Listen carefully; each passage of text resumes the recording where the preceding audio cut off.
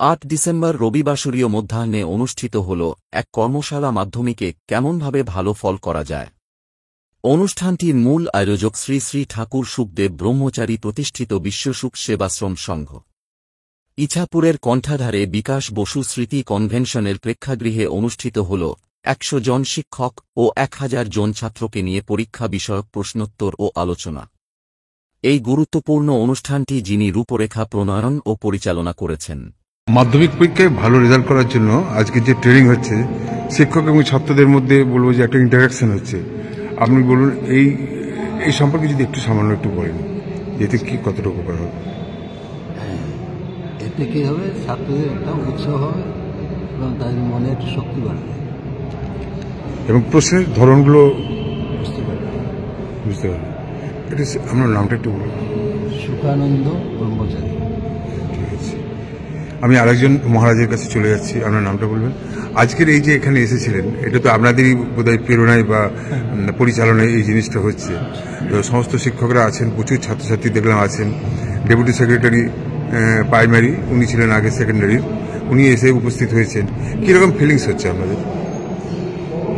একটা ভালো, আমরা চাইছিলাম যে আমাদের আঞ্চলিক ছাত্রছাত্রীরা পরীক্ষায় ভালো রেজাল্ট করতে পারে, তার জন্য কী করতে পারি। তো সেই হিসেবে উনি আমাদের সাজেস্ট করেছিলেন যে এই ধরনের একটা প্রোগ্রাম করার জন্য। এটা কি আপনাদের আশ্রমের তরফ থেকে এই প্রোগ্রামটা হয়েছে? তরফ থেকে এটা করা হচ্ছে।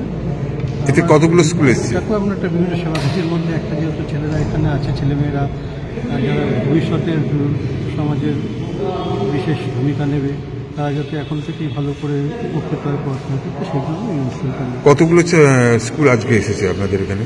এখানে আমরা প্রায় 1000খানেক ছেলেমেয়েদের ছাত্রছাত্রীদের নিমন্ত্রিত করেছি, তার মধ্যে অনেকটাই তো এসেছে, আসা সম্ভব হয় না। আপনি তো অন্যতম সংগঠক। হ্যাঁ, আজকে এই যে আজকে হচ্ছে কি বলবো, একটা ওয়ার্কশপ হচ্ছে, এই সম্পর্কে আপনি যদি একটু বলেন। আপনার নামটা? নাম পশুপতি মণ্ডল। তো বিষয়টা হচ্ছে যে বিশ্বসুখ সেবাশ্রম সংঘ বরাবরই শিক্ষা নিয়ে ভাবনা চিন্তা করে। ঠাকুর সুখদেব ব্রহ্মচারীর প্রতিষ্ঠিত বিশ্বসুখ সেবাশ্রম সংঘ। তো আজকে মাধ্যমিক পরীক্ষায় অনেক ভীতি কাজ করে ছাত্রছাত্রীদের মধ্যে, সেই ভীতিটা কীভাবে কাটিয়ে তোলা যায়, এই বিষয়টা নিয়ে এই সেমিনারটা শুরু হয়েছে গত বছর থেকেই। গত বছরও প্রচুর ছেলেমেয়েরা উৎসাহ দেখেছিলাম, এবছরও উৎসাহ রয়েছে। মানে পরীক্ষা হলে যে প্রচুর ছেলেমেয়ে তারা জানা জিনিসও ভুল করে, কেন ভুল করে সেই সমস্ত প্রস্তুতি নিয়ে, সেই সমস্ত বিষয় নিয়ে আগের থেকে আমরা তাদের সেই ভীতিটা দূর করতে চাই, যাতে তারা পরীক্ষা ভালো রেজাল্ট করতে পারে। আজকে যে হলো ওয়ার্কশপটা হচ্ছে, এখন আমি খুশি, মোটামুটি একদম খুশি। প্রচুর ছাত্রছাত্রীরা এসেছে এবং প্রাক্তন মধ্যশিক্ষা পর্ষদের ডেপুটি সেক্রেটারি ডক্টর পার্থ কর্মকার উনি এসেছেন। উনি টেকনিক্যালি সমস্ত গাইডগুলো দিচ্ছেন এবং এলাকার এরকম ব্যারাকপুর সাব ডিভিশনে প্রচুর হেড এক্সামিনার যারা, তারা উপস্থিত রয়েছেন এবং তাদের এই যে বিশ্বসুখ সংঘের বা আশ্রমের এই যে পরিচালনা এটা হচ্ছে, এটা কি এটা প্রথম বছর না? এটা দ্বিতীয় বছর। দ্বিতীয় বছর। প্রথম বছর কি এখানেই হয়েছিল? গত বছর আমরা সুকান্ত সাধন করেছিলাম ব্যারাকপুর, এবার আমরা এই বিকাশ বসু স্মৃতি কনভেনশন হলেই শুরু করেছি। আপনার নামটা বলবেন? পশুপতি মণ্ডল। এবং যে দুজন মহারাজ এসেছিলেন ওনাদের নামগুলো একটু বলে দিন। সভাপতি বিশ্বসুখ সেবাশ্রম সংঘের স্বামী সুখানন্দ মহারাজ, আর একজন স্বামী জ্ঞানানন্দ মহারাজ, বিশ্বসুখ সেবাশ্রম সংঘের কোষাধ্যক্ষ। ধন্যবাদ। মাধ্যমিক পরীক্ষায় ভালো রেজাল্ট করার যে আজকে সহজ উপায়ের যে ওয়ার্কশপ হলো, এই সম্পর্কে আমরা একটু বলুন। বিশ্বসুখ সেবাশ্রম সংঘ ইছাপুর এই প্রোগ্রামটার আয়োজন করেছেন। এখানে আমরা প্রায় 30 জন মতো শিক্ষক এসেছি, বিভিন্ন সাবজেক্টের শিক্ষক শিক্ষিকা এসছেন, হেডমাস্টার মশাই এসছেন, হেডমিস্ট্রেস এসছেন, কলেজের অধ্যাপক এসছেন।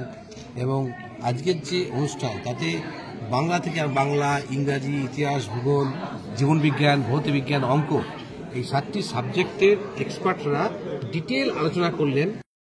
টেকনিক্যাল জায়গাগুলো কিন্তু তারা উপদেশ দিয়েছেন এবং ছাত্রছাত্রীদের মধ্যে একটা জিনিস দেখেছি, প্রায় 3 ঘন্টা হতে চললো, তাদের মধ্যে উৎসাহ সাংঘাতিক। তারা উঠতে চাইছে না, তারা অনেক প্রশ্ন করেছে, যে প্রশ্নগুলো সব করেছে সেগুলোর সব উত্তর আমাদের যারা এক্সপার্ট ছিলেন আজকে, প্রত্যেক এক্সপার্ট উত্তর যথাযথ উত্তর দিয়েছে। কিছু টিপস আছে যেগুলো আপনি বলছিলেন, একটু যদি বলেন। হ্যাঁ, টিপস ধরুন পরীক্ষার সময় তখন খাতাটাই তো আসল, খাতাটাকে কিভাবে সে লিখছে, সুন্দরভাবে কিভাবে রিপ্রেজেন্ট করছে, পরিষ্কার পরিচ্ছন্নভাবে লেখা, শুধু পরিষ্কার পরিচ্ছন্ন হলে হবে না, লেখার কন্টেন্টটাও ভালো হতে হবে। অর্থাৎ এই ধরনের যে টিপসগুলো, মানে কিভাবে লেখা উচিত, মার্জিন দেওয়া উচিত কি উচিত না, ঠিক আছে, মানে উপবাদ্যের ক্ষেত্রে ধরুন মানে পাতার পেছন মানে কি বলে একটা যে দুফল করলে দ্বিতীয় পাতার তোয়া থেকে যেন কখনো মানে আরম্ভ না করে, পরের পাতা থেকে করে, কন্যার পাতা থেকে করে, কারণ কি দুটো পাতা সে পাচ্ছে। উপবাদ্য লিখতে গেলে তো ছবি দেখে তাকে এক্সপ্রেশনটা লিখতে হবে, ছবি দেখে করতে গেলে যদি পাতা উল্টাতে হয় ছবিটা দুবার রাখতে হবে, সময় নষ্ট হবে। খাতাকে স্মার্ট করার জন্য আমি একটা কথা বলছিলাম, স্মার্ট এখন দেখুন স্মার্ট আমাদের হাতে, প্রত্যেকের হাতে একটা করে স্মার্ট মোবাইল আছে, আমাদের তো খাতাটাকে স্মার্ট করতে হবে।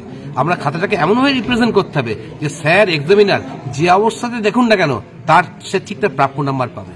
কারণ খাতা সে রিপ্রেজেন্ট এমনভাবে করবে না, এই কারণে বলছি, তখন বিভাগ অনুযায়ী তার জন্য উত্তরগুলো লেখে, কিভাবে এমসিকিউ প্রশ্নের উত্তরগুলো লিখতে হবে, কিভাবে 2 নম্বরের প্রশ্নের শর্ট অ্যান্সার টাইপ প্রশ্নের উত্তর লিখতে হবে, কত ওয়ার্ডের মধ্যে লিখতে হবে, কিভাবে লিখলে কত নাম্বার পেতে পারে, কোন কোন জায়গায় নাম্বারগুলো কাটা যায়, এবং ধরুন কোনো একটা ওয়ার্ড লিখতে গিয়ে কাটছে, ছেলেমেয়েদের কি দেখা যায় কাটতে গিয়ে এমন অবস্থা কাটছে মানে গোল্লা গোল্লা সে দিয়ে যাচ্ছে, বুলিয়ে যাচ্ছে, এতে তার টাইম নষ্ট হচ্ছে এবং পাতাটা কিন্তু লাস্টে আলটিমেট কিন্তু পেছন দিকে